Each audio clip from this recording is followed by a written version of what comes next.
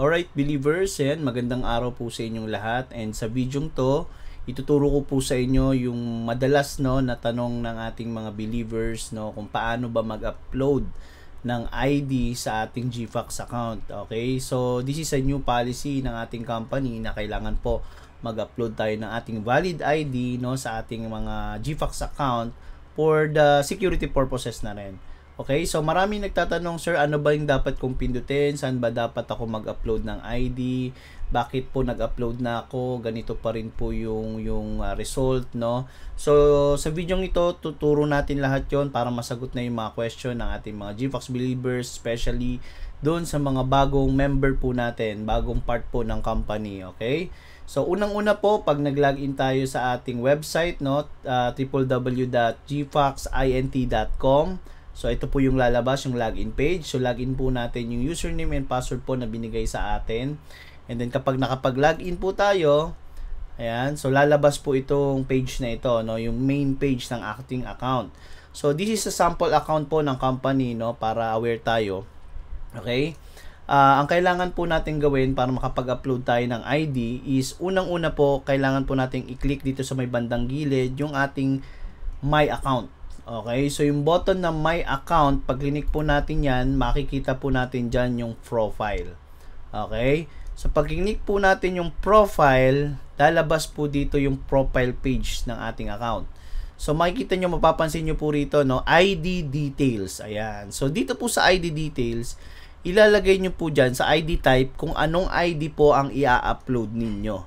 Okay, so kung ano pong ID yung i-upload ninyo, yun po yung ilalagay nyo. For example, driver's license. So, piliin po natin dito driver's license. For example, voter's ID.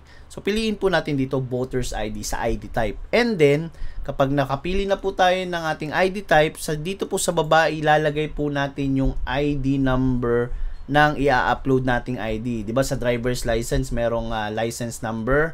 So, yun po ilalagay natin dito, ID number. Okay? So, kung ano po yung ID number na nakalagay dun sa mismong ID nyo, sa valid ID nyo, yun po ang ilalagay natin dito sa ID number. And once ma-fill up na natin itong dalawa, dito po yung image na ito ng ID card, i-click po natin yan. So, pag-click po natin dyan, lagay po natin dito, sabi, mag-upload daw po tayo ng ating picture ng ating ID. So, ibig sabihin, pipicture mo yung ID mo, upload po natin dito. So, kapag halimbawa, meron na kayong picture ng inyong ID, choose file, then, dito po, ma-upload na po natin yan. Okay? So, hahanapin po natin yung file, ng ating ID. Okay? Kung saan ba nakalagay. Okay?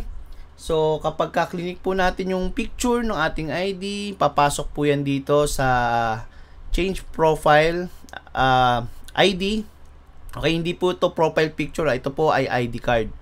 Okay, so click save changes. So pag na-click na po natin yung save changes, lalabas po dito sa icon na ito or image na ito yung picture ng inyong ID. Okay, so ngayon pagka-picture nyo po, pagkalagay nyo po, pagka-upload nyo po ng ID nyo, may lalabas po dyan na result dito sa may bandang X.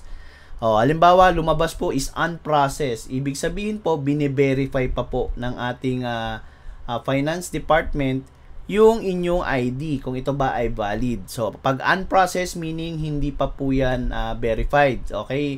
Bine-verify pa po ng ating finance department yan. And then, ngayon po, kung halimbawa magkaiba, yung ID name at saka yung account name po natin, kailangan po ipapalit po natin yan. Okay? Pwede nyo po akong i-message sa Facebook para matulungan ko po kayo kung paano magkaroon, paano maging same, yung account name at yung ID name. Ngayon po, kapag napalitan po natin yan, kailangan po nating mag-message dito sa ating ticket message box, para malaman po ng ating finance department na nakapagpalit na po kayo ng inyong ID or nakapag-upload na po kayo ng valid ID, para maging aware din po sila na okay na po yung inyong ID na nai-upload, at saka same na po yung account name nyo at saka yung name na nasa ID nyo. Alright?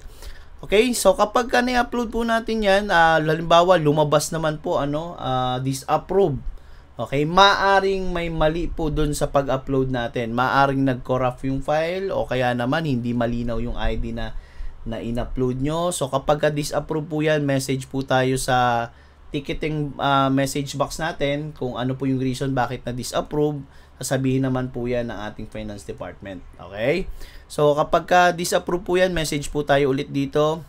Kapag unprocessed, wait lang po tayo ng ilang minuto or ilang oras, no, para ma-verify yung ating ID. So, ganun lamang po, ano, mag-upload ng ating ID. So, kapag meron po kayong question, pwede po kayong mag-message sa akin, pwede po kayong mag-message sa marketing team, sa training team, kung paano po, no, kung ano po yung mga question nyo, no, dito sa pag-upload ng ID dito sa ating GFAX account. So, I hope, no, itong video na to nakatulong po sa atin para malaman kung paano yung tamang pag-upload, no, ng ating ID dito sa ating mga accounts. Kasi isang reason po ito bakit hindi tayo makakapag-withdraw ng commission. Okay? Kapag hindi po tayo nakapag-upload ng valid ID or mali po yung na-upload nating valid ID, ito po yung magiging reason bakit hindi tayo makakapag-withdraw ng ating commission. So, yun lamang po. Kailangan lang natin mag-comply sa ating company policy para po tayo ay maging smooth, no, yung ating negosyo dito po sa GFAX International. Again,